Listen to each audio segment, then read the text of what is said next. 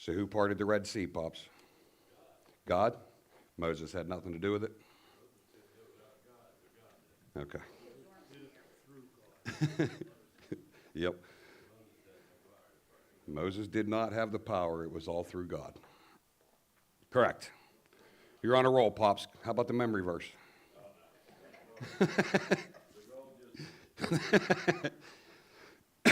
Anybody know today's memory verse?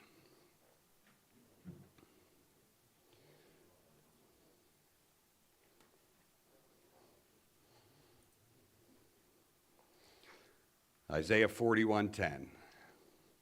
Fear not, for I am with you. Be not dismayed, for I am your God. I will strengthen you. I will help you. I will uphold you in my righteous right hand. New one next week. So since you've all learned that one, we'll move on.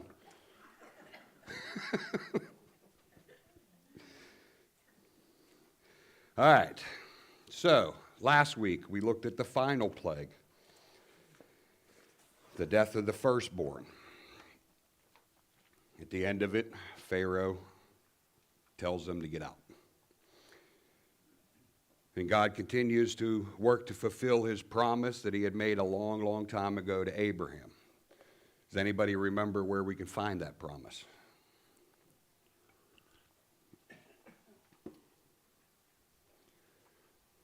Genesis 15. 15, 12 through 16. My book, which is correct. Genesis 15, verse 14. All right. Genesis 14. Verse 14.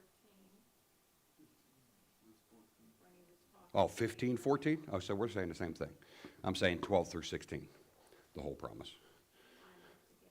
You get right to the point. I'm a pastor, so I babble on. But yes, you're correct, Judy. So what was the promise?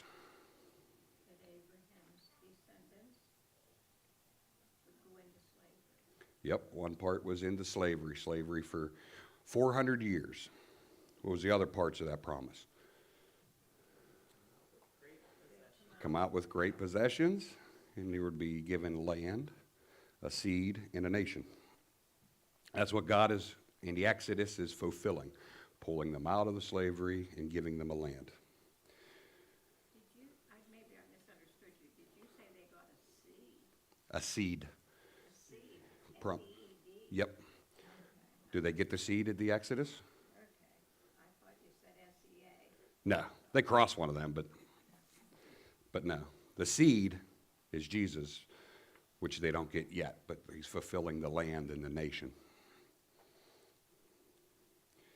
So if you look at Exodus chapter 3, verses 19 through 22, we already answered it, but what promise is being fulfilled? What promises have been fulfilled and which ones have not?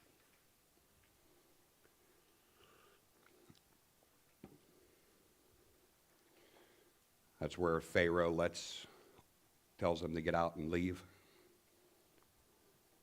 because of all the signs and wonders. If he told them to leave, then why are they chasing them? We're going to get to that later. You say that every week. You're so far ahead of the class, Judy. They haven't got the plunder Egypt yet, which is where we're going to pick up today. So today we're going to look at how God kept his promise and brought one final judgment on Egypt, providing a miraculous escape. The key idea of today's lesson is how God provides for his people in amazing ways. Anybody want to read Exodus 12:31 through 42, or do you want me to read it?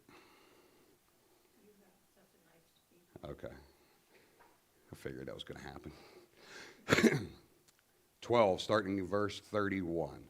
Then he summoned Moses and Aaron by night and said, "Up, go out from among my people, both you and your people of Israel, and go serve the Lord as you have said. Take your flocks and your herds, as you have said also, and be gone, and bless me also." The Egyptians were urgent with the people to send them out of the land in haste, for they said, "We shall all be dead." So the people took their dough before it was leavened, their kneading bowls being bound up in their cloaks on their shoulders. The people of Israel had also done as Moses told them, for they asked the Egyptians for silver and gold, jewelry, and for clothing. And the Lord had given the people favor in the sight of the Egyptians, so that they let them have what they asked. Thus they plundered the Egyptians.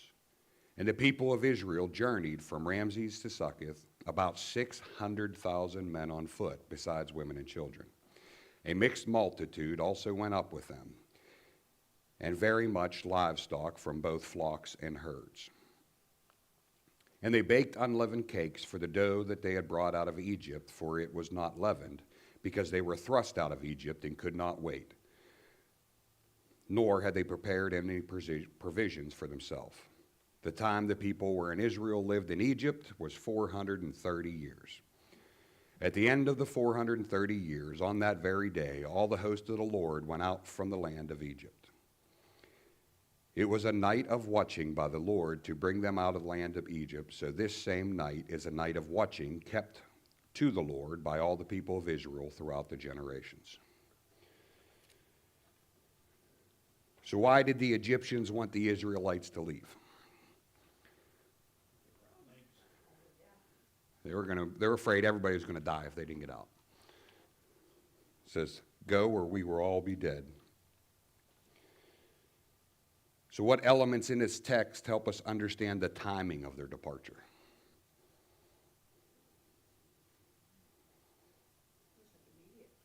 Immediate. It was urgent. They had to go quickly. Sent them out in haste.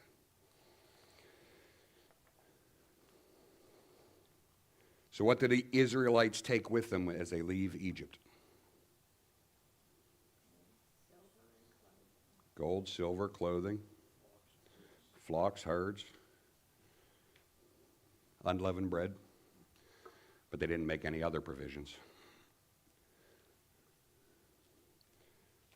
How was the promising of leaving with great possessions accomplished?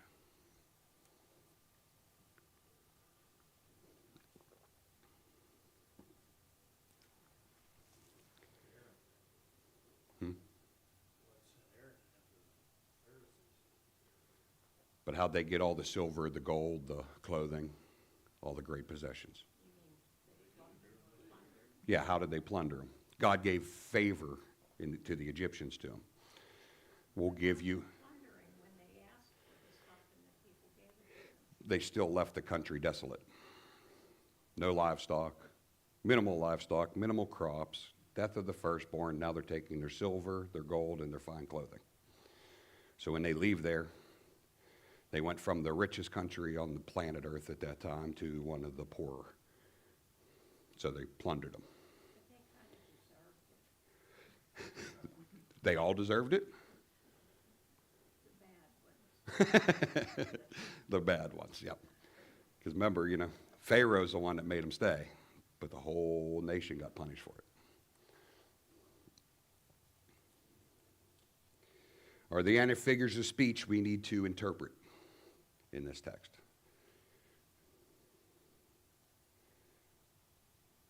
Just one, and it's 600,000 men. So how many people left?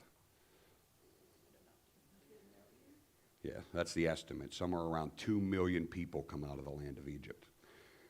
In the Bible, even in the New Testament, it always records 5,000 men, 600,000 men. It's always recorded by the amount of men. But you have the women and children. So how many people went into Egypt 430 years ago?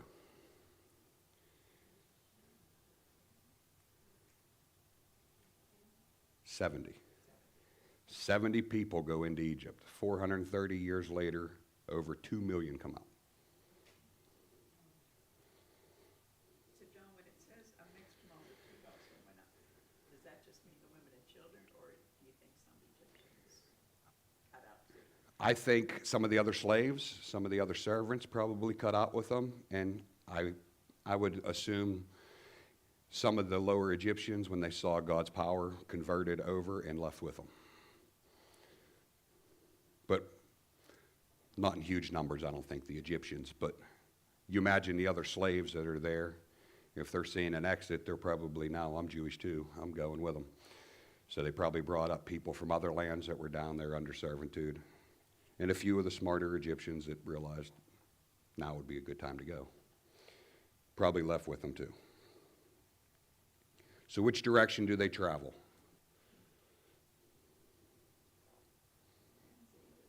From Ramsey to Succoth, headed south, the long way around, because they could have headed straight north. So God frees his people, brings forth his plan of fruition. The Israelites are free to leave with all the riches of Egypt. They're free from their bondage finally.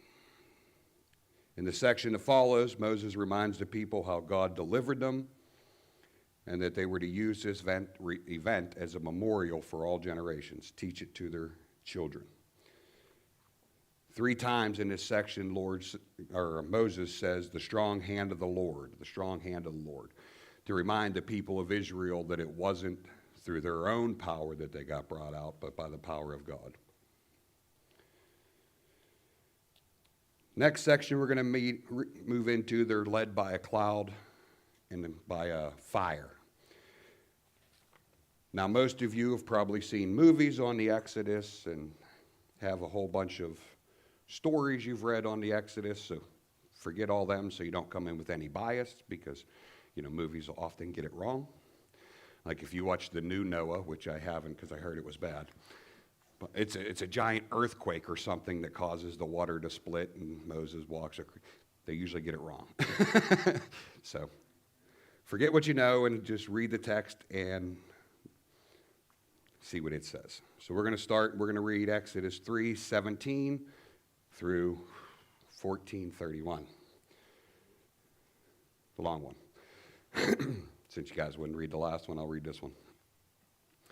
When Pharaoh let the people go, he did not lead them by the way of the land of the Philistines, although that was near. For God said, lest the people change their minds when they see war and return to Egypt. But God led the people around by the way of the wilderness through the Red Sea, and the people of Israel went up out of the land of Egypt equipped for battle. Moses took the bones of Joseph with him, for Joseph had made the sons of Israel solemnly swear, saying, God will surely visit you, and you shall carry up my bones with you from here. And they moved on from Succoth and encamped in Etham at the edge of the wilderness. And the Lord went before them by day in a pillar of cloud and led them along the way, and by night by a pillar of fire to give them light, that they may travel both by day and by night. The pillar of cloud by day and the pillar of fire by night did not depart from before the people. Then the Lord said to Moses, tell the people of Israel to turn back and encamp in front of Pi-hahiroth, between Migdol and the sea, in front of Baal-zephon. You shall encamp facing it by the sea. For Pharaoh will say of the people of Israel, they are wandering in the land, and the wilderness has shut them in. And I will harden Pharaoh's heart, and he will pursue them. And I will get glory over Pharaoh and all of his host, and the Egyptians shall know that I am the Lord. And they did so. When the king of Egypt was told that the people had fled, the mind of Pharaoh and his servants was changed towards the people. And they said, what is this that we have done, that we have let Israel go from serving us? So he made ready his chariots and took his army with him. And he took 600 chosen chariots and all the other chariots of Egypt with officers over all of them. And the Lord hardened the heart of Pharaoh, king of Egypt, and he pursued the people of Israel while the people of Israel were going out defiantly. The Egyptians pursued them, all Pharaoh's horses and chariots and his horsemen and his army, and overtook them and camped at the sea by Pi-hahiroth in front of Baal-zephon. When Pharaoh drew near, the people of Israel lifted up their eyes, and behold, the Egyptians were marching after them, and they feared greatly. And the people of Israel cried out to the Lord. They said to Moses, "Is it because there are no graves in Egypt that you have taken us away to die in the wilderness? What have you done to us in bringing us out of Egypt? Is not this what we said to you in Egypt? Leave us alone that we may serve the Egyptians? For it would have been better for us to serve the Egyptians than to die in the wilderness." And Moses said to the people, "Fear not, stand firm, and see the salvation of the Lord, which he will work for you today. For the Egyptians whom you see today, you shall never see again. The Lord will fight for you, and you have only to be silent." Then the Lord said to Moses, I love this line, "Why do you cry to me? Tell the people of Israel to go forward. Lift up your staff and stretch out your hand over the sea and divide it, that the people of Israel may go through the sea on dry ground. And I will harden the hearts of the Egyptians so that they will go in after them. And I will get glory over Pharaoh and all his hosts, his chariots and his horsemen. And the Egyptians shall know that I am the Lord, when I have gotten glory over Pharaoh, his chariots and his horsemen." Then the angel of God, who was going before the host of Israel, moved and went behind them, and the pillar of the cloud moved from before them and stood behind them, coming between the host of Egypt and the host of Israel. And there was a cloud and the darkness, and it lit up the night without one coming near the other all night. Then Moses stretched out his hand over the sea, and the Lord drove back the sea by a strong east wind all night, and made the sea dry land, and the waters were divided. And the people of Israel went into the midst of the sea on dry ground, the waters being a wall to them on their right hand and on their left. The Egyptians pursued and went in after them, into the midst of the sea, all Pharaoh's horses, his chariots, and his horsemen. And in the morning watch, the Lord, in the pillar of the fire and the cloud, looked down on the Egyptian forces and threw the Egyptian forces into a panic, clogging their chariot wheels so that they drove heavily. And the Egyptians said, "Let us flee from before Israel, for the Lord fights for them against the Egyptians." Then the Lord said to Moses, "Stretch out your hand over the sea, that the waters may come back upon the Egyptians, upon their chariots, and upon their horsemen." So Moses stretched out his hand over the sea, and the sea returned to its normal course when the morning appeared. And as the Egyptians fled into it, the Lord threw the Egyptians into the midst of the sea. The waters returned and covered the chariots and the horsemen of all the host of Pharaoh that had followed him into the sea. Not one of them remained. But the people of Israel walked on dry ground through the sea, the waters being a wall to them on their right hand and on their left. Thus the Lord saved Israel that day from the hand of the Egyptians. And Israel saw the Egyptians dead on the seashore. Israel saw the great power that the Lord used against the Egyptians. So the people feared the Lord, and they believed in the Lord and his servant Moses. So who can summarize for me in just a couple sentences what we just read? To the sea, and he instructed Moses what to do the whole way. Mm-hmm. He got rid of the Egyptians that followed. Yep. Took the military threat away from Israel as they wandered the desert by changing Pharaoh's heart and telling them to chase after him. What do we learn about the path that God leads them on?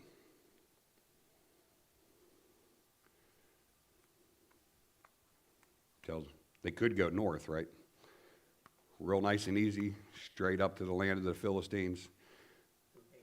Who didn't like them. But what was the first thing they'd see there? War. Now here comes a slave nation that's never seen war.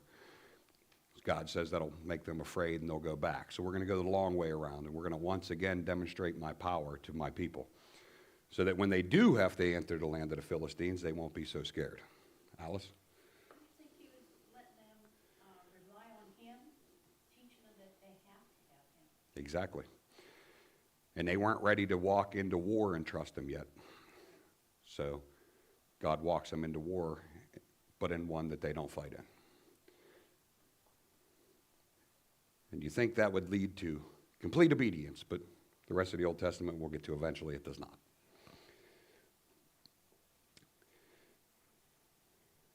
How did the Lord lead the people?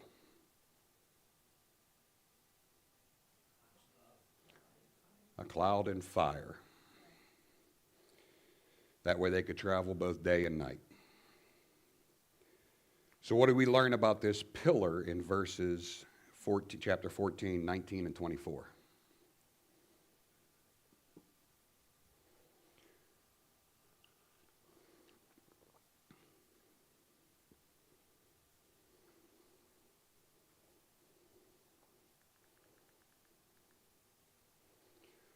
What's verse 19 start out with? Then the angel of God, the angel of the Lord. 24.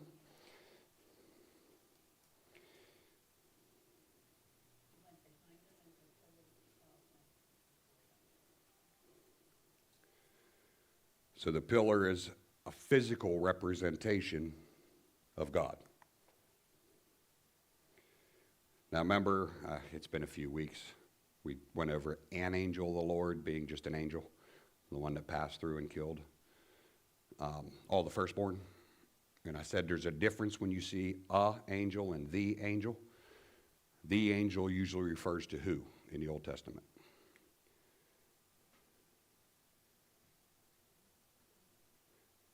God, yes. One specific member of the Trinity. It's a pre-incarnate Christ, 95% of the time. So the pillar in the fire, the angel, the Lord, is a picture, another picture of Christ. It's Christ in the Old Testament. What caused Pharaoh to pursue the Israelites?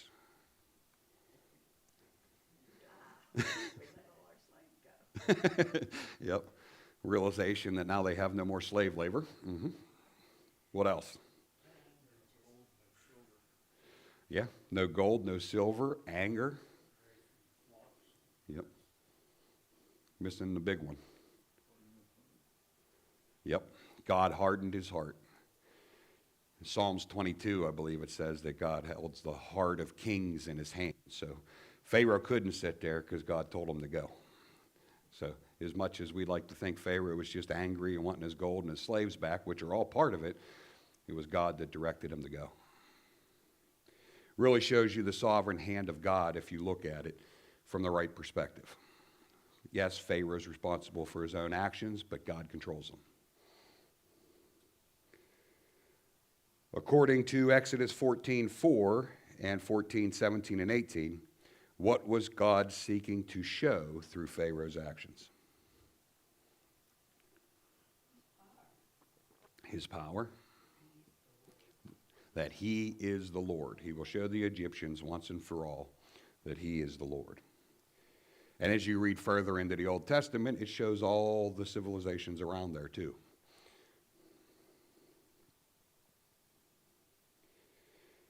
Exodus 14:8 says the Israelites left Egypt defiantly. How had their attitude changed by verse 10 and 12, 10 through 12?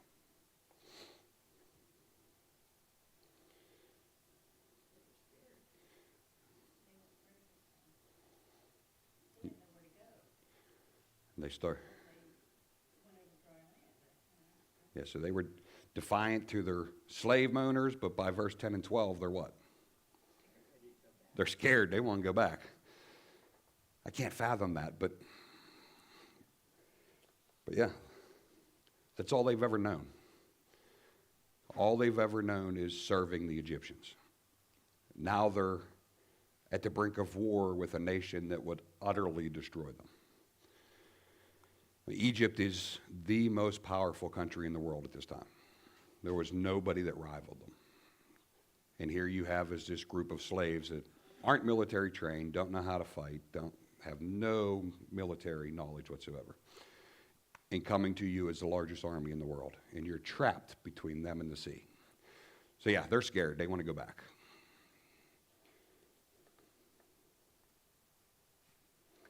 How was Moses' response different from that of the Israelites? So the Israelites are scared. How was Moses different?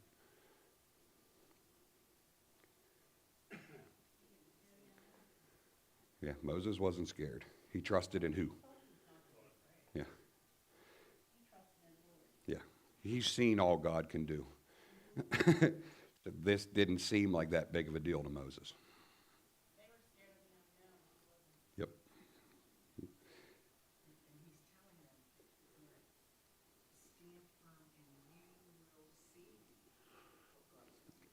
Yep. He even tells them, you won't even have to lift a finger. God will fight this battle. All you need to do is watch.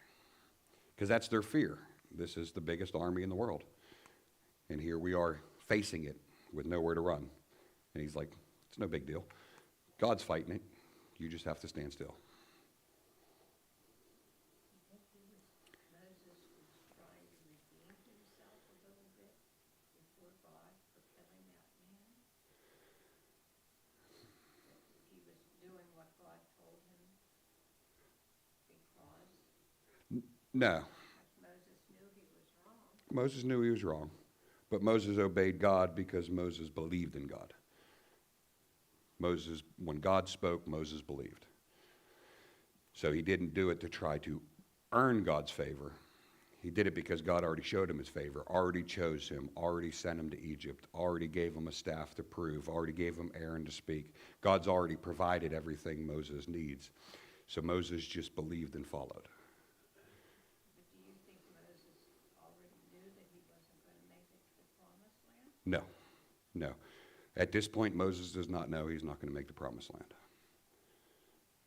That'll happen when he makes a mistake later on.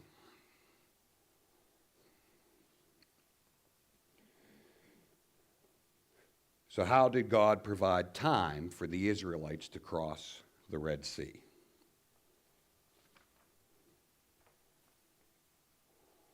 daylight he provided a cloud, and at night he provided a fire that never went out. That was for leading them, but how did he buy them time? Or buy them time. Yeah. Well, that makes sense. What did the cloud do? Went behind them. Blocked the path between Egypt and Israel and then put darkness over Egypt, if you read the text. So where's Pops? Did Moses part the Red Sea or did God, Pops? God did. Moses just obeyed. But sometimes, it's a good call for us to be faithful. Yes, God parted it. Moses was commanded to do what? Raise his staff. Moses raised his staff, God did the work. But sometimes you're called to raise the staff. So you're called to move, you're called to action, you're called to do something. It'll be God who does it, but you have your part that you have to participate in.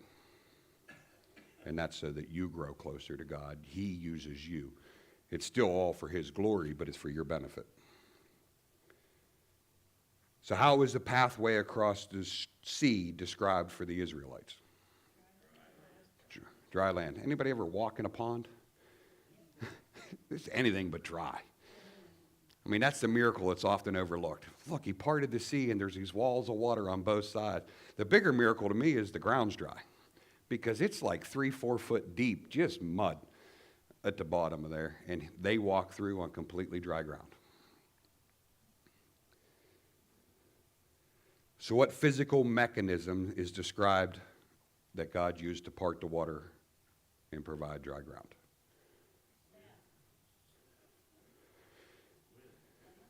Strong east wind. Strong east wind God used to part the waters. How long does it take the Israelites to cross the sea? Just the night. Just the night. By morning watch, they're on the other side. 2 million people. Yeah. So that tells me it wasn't a single foul line across the sea. Giant, big walkway. This is maybe, well, to me, this is a good example of what you just talked about. I think Wes, in today's world, Wes was doing the right thing when he told us about, he stuck up for those women. To me, that's a perfect example of the person doing the right thing. Mm-hmm. Yep, and look how God blessed it. He went from one job where he wasn't real nice to another job where he's respected, he's taken care of, he gets the hours he needs, probably more than he needs. But And it was God showing Mhm. I agree.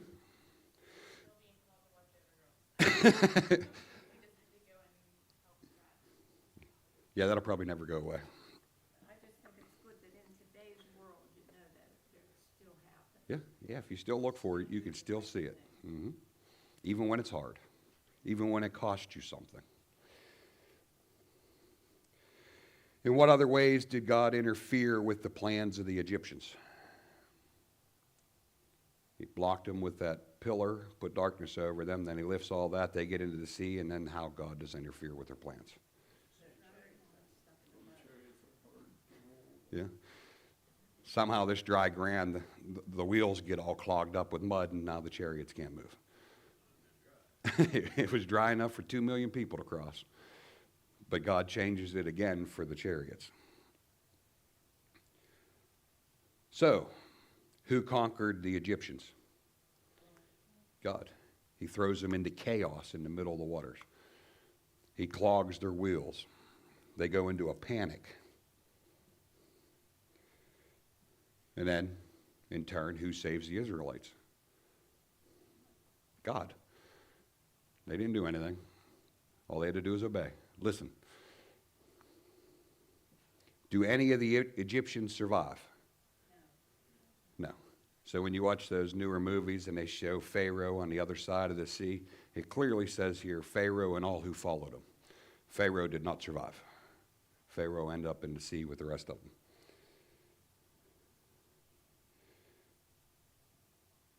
What did the Israelites know in response to seeing all of this?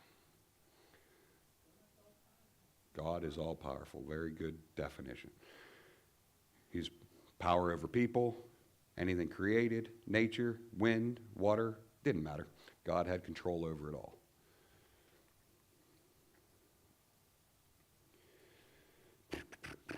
That about ends our time. So you guys will have to do your poetic truth activity on your own. We'll never make it through that. Pops will give us a recap next week. Any questions? There's a lot in that section.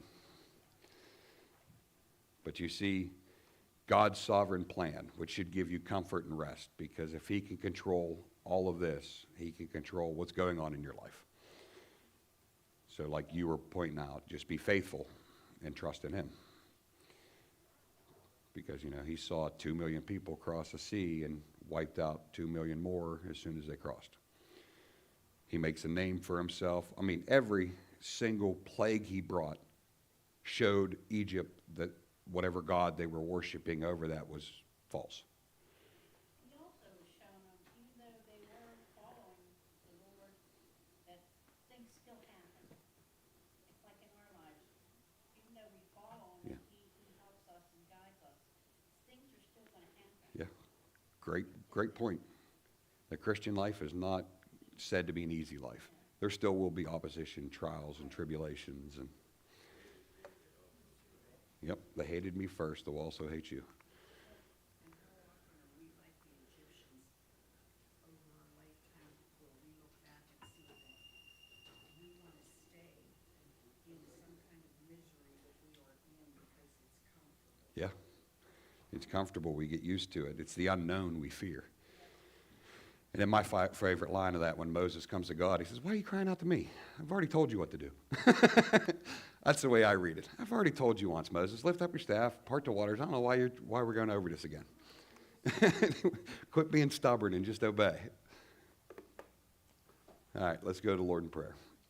Heavenly Father, we thank you for saving this account of the Egypt Exodus so that we can see your sovereign hand over all of your creation. And we know that what we go through day to day, year by year, following you, is nowhere near as great as what you brought Egypt to, what you showed the Israelites in the Exodus, that we can trust you in your sovereign hand over our lives and our decisions, that if we'll just follow you, your will